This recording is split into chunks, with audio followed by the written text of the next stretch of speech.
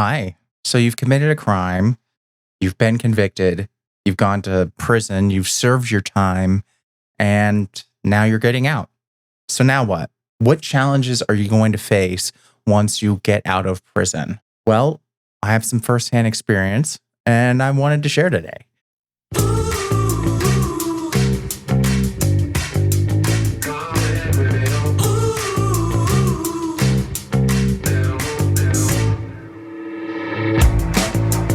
The other reason I wanted to talk about this topic is because you may have noticed like some changes with my setup and the fact that it's been taking me a lot longer to make podcasts and videos and things like that.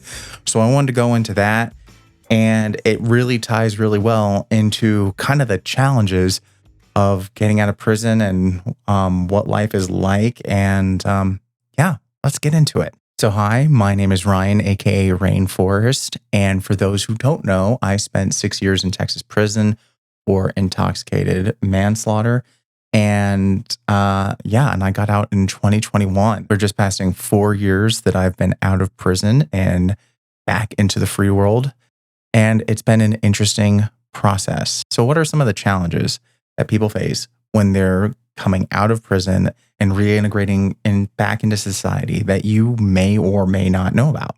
Well, let's start with money. Okay. When in Texas, when you get out of prison, the only thing they're going to give you is $100 and a bus ticket.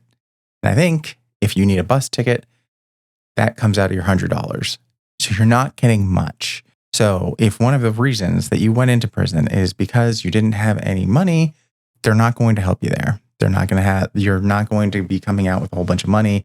And if you're one of those people that's worried that we're giving inmates all sorts of money once they get out of prison, we're giving them all these benefits when they get out, don't worry, they're not getting anything. You kind of have to get out and figure out where you're going from there. Normally, you're going to plan this out in advance. The more you have it planned out, the more you if you know where you're going, what address you're going to, who you're going to be staying with, all that type of information actually helps you to make parole. Parole is going to be looking at this information once you come up. So if you have this information available, it is more likely that you're going to make parole. Not much more likely, but it is more likely. Also, it may not make a difference at all. You may make parole anyway and not have an address. There was a guy during COVID who he didn't have an address. All he knew was he was going to leave and go right back to see his wife, who was the woman who put him into prison for abusing her. So there you go. I mean, the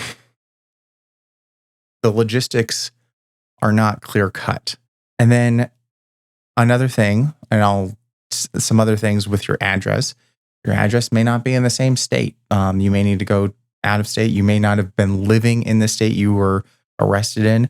So you may need to form an interstate compact, which is a process that I didn't know until I had to do it myself during COVID. You can actually go through while you're in prison and while you're awaiting parole. I had to do that to get to Colorado from Texas. Even though my residency was in Texas when I was arrested, you can still apply for it if you're looking to live out of state, if you have an address out of state. And, you have to have good reasons why, like family, like a job, like some sort of secure housing or like a recovery home or something like that. That will help you ensure an interstate compact. But the other big thing is the two states have to agree. Like some states might not agree to uphold like Texas's rules on holding you, because even though I'm in Colorado, I'm still going by Texas's rules for parole and probation because I'm on both. So there's that whole process too. And not all states get along. Some states do more than others. Some states, I'm willing to bet that if it was Colorado going to Texas, less likely to happen, whereas Colorado is more welcoming than Texas is. So those are all things to consider. So then you're going to have to, also in the consideration of where you're going to live, you're going to have a felony on your record. Um, and having a felony on your record, well, that is going to make it very difficult to rent, to get loans, or to find any sort of housing. A lot of people will just straight up shoot you down as soon as they find out you have a felony. And whereas when you're on bond, it's not going to appear on your record. When you are convicted and like you're coming out of prison, oh, that is going to show up. Now, it may not show up if it was more than 7 years ago. Then it's not necessarily going to show up. It also may not show up if you're in a different state. In some places, they only check for the state that you're living in, because it costs more to do a more thorough check nationwide. Those are things that may work out in your favor, but honestly, the second it comes up that you're a felon, it's going to be immediately harder to rent, to buy, whatever. And also, a lot of the rental places that will rent out houses, they're owned by really big companies, and they have no problems doing federal checks. And they also have no problem saying no because they know they can rent it to someone. There's basically affordable housing shortage. So they know they can find someone to fill that slot. If you are fortunate to find housing, if you're fortunate to get in there, your next big challenge is to be going to find a job. And I think we all know where this is going to head. There's a checkbox on pretty much every job application that asks, "Are you a felon?" And you're going to be checking that now. You don't have to. You don't legally have to say anything on it. However, it's going to come up, and you're going to have to be honest with it about it at some point. You can also say, "Hey, ask me about this during the interview," because it sucks. Like this is like an automatic barrier. There's this thing about merit-based systems. We should be going more based off of merit than we should be going off of skin color, sex, gender preference, sexuality, or anything like that. So if we're going just based off of merit, why would criminal history make a difference? And you might say, well, office safety is really important and we want to make sure of that. Well, then interview the person. Why would you ask on a checkbox on an application? It's not going to tell you anything until you interview them, and you can find out pretty quick if you're asking the right questions, if this person is safe to be around. It's also have more interviews. Get to know the person. Have them interact with the team. The team will tell you if they're a good fit. And you might say, well, this is time, this is money, anything. Yeah, hiring someone is time and money. And you're going to be paying this person a substantial amount. Hopefully you're going to be paying this person a substantial amount. So get to know them. Get to see them in action. Get them in the store. So really, checkbox, not helpful. Not helpful information. I mean, honestly, a resume is really cursory information. And that is, I really feel strongly, if you're going based off of merit, it is not fair to have a criminal history based portion of it. That will come up in the interview process. Some companies cannot hire you. A lot of companies are outright, they cannot hire you with a felony in your record. You cannot work as a government contractor. You cannot get a top secret clearance. Most jobs in the government you cannot work for because of your felony record. Mainly Department of Defense jobs. Anything that requires any sort of clearance, you can't get anymore because of the felony record. The other reason you wouldn't be able to get a clearance is if you have any outstanding debts or potential ties to other nations. So I find I'm laughing right now because it's funny to see who seems to be having access to a lot of top secret information, who has a lot of ties to other nations and outstanding debts right now. Because that was when I was getting my top secret clearance before my felony, it was a big deal. It was a really big deal. That was it was a honestly, very low bar, but that was the bar. And now they seem to throw that on the rug. So maybe you can have a felony now. Maybe you can just go in there. I mean, the person with the most clearance right now has a felony. Um, and he's doing the next thing on my list, which is also a big deal. And I'm willing to bet most felons still can't get away with, which is traveling to other countries. And this doesn't apply to all other countries, but because there's a lot of other countries you can travel to, no harm, no foul. But Canada, United Kingdom, Australia, New Zealand, if you're a felon, you can't go. No more. They will not let you in. You can book a flight, you can get on the plane, but they will not let you in at customs. I have not tried this, have not tested this theory, but that is, felons are not allowed for whatever reason.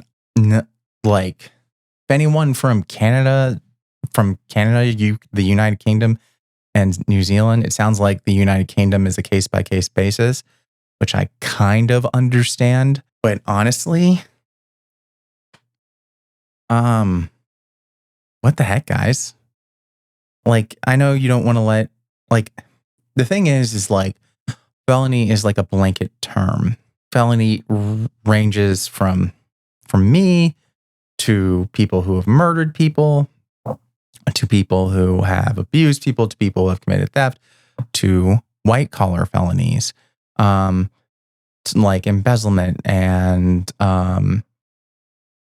other and just like crimes that are like victimless crimes, quote unquote. Felony is a very broad term on that part. And the other thing is, felony, as we have also seen, can also be very politically motivated. So someone can be a felon because something at the moment is a crime.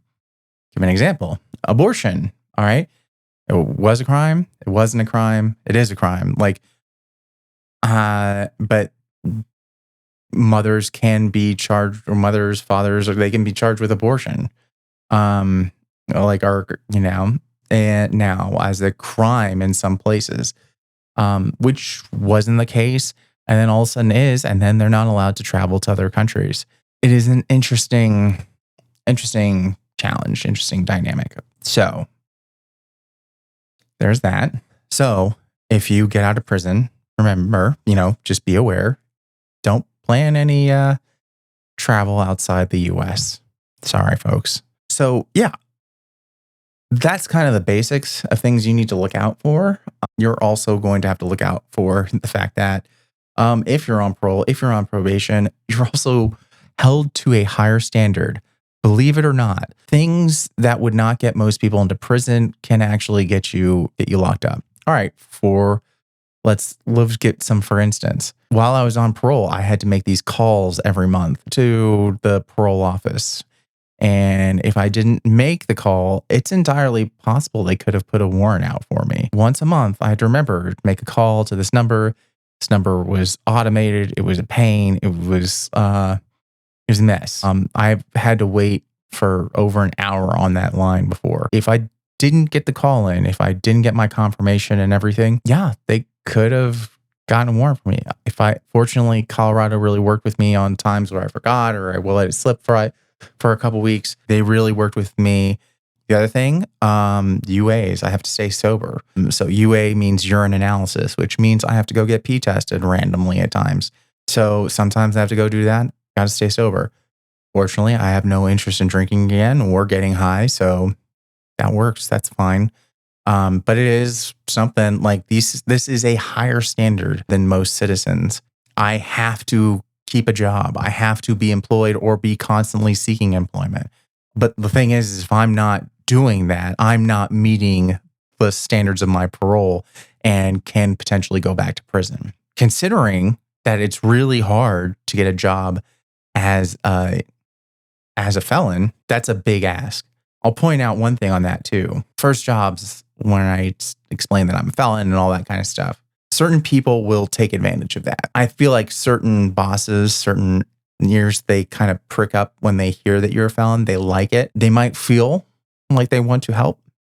They might feel like they're doing you a favor. They might feel like that. And in their way, they might be trying to. However, I have found that sometimes when they hear that you're a felon, what that means to them is I can work this person all week long. They can do all the things. I'm going to throw everything at them.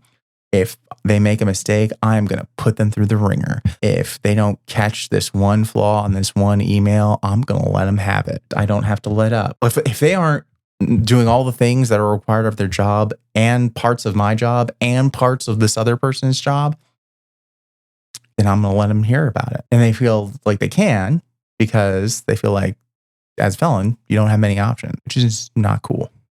Not cool. So on that pleasant note, let's talk about what's going on right now, the cool mics and all that kind of stuff. So as you may know, I've been trying to make like the Shakedown profitable, been doing some work teaching podcasting classes and things like that. And long story short, it didn't quite work out. However, I did find some new work, which did work out and has been working out pretty well so far. And I'm very happy about that. However, I am still doing, as you can see, I'm still trying to do the podcast. I'm still trying to get stuff out there. So I'm sorry if it's delayed. It will keep coming. And I'm still doing some production work, which is why the new equipment, because I'm doing some stuff with the Longmont Chamber of Commerce right now, helping them with the production coming up. To be clear, the Shakedown isn't helping them, just Ryan and Wayward Press, which is different. And the chamber is not endorsing my political views at all. Just saying right now. That's why you're seeing some of this cool stuff. I'm testing it right now for getting ready for this chamber podcast. I may put up some links as stuff is coming out because we're going to have some cool stuff going on. I'm really excited about this right now because I finally have like a really great podcasting rig, which is like an act of my own that I can use. I can take places and help people sound really good, including myself. And I'm hoping, once again, as it has this morning, to help me record and to do more and to help get you all out there in podcast land some great content. So with that, I'm going to wrap this up. I'm going to thank you so much for listening to this diatribe. Hopefully it was informational. Hopefully it helps. A lot of people don't know about the airplane, like the flights to other countries thing. So I thought that was thought it'd be fun. I thought it'd be interesting to list out all the challenges. Believe me, I didn't know all this stuff going into it. Wish I had. I would have done way more traveling while I was on bond had I known. But probably for the best I didn't. Anyway, thank you all at home. Hope you're doing well. And I will see you next time on The Shakedown.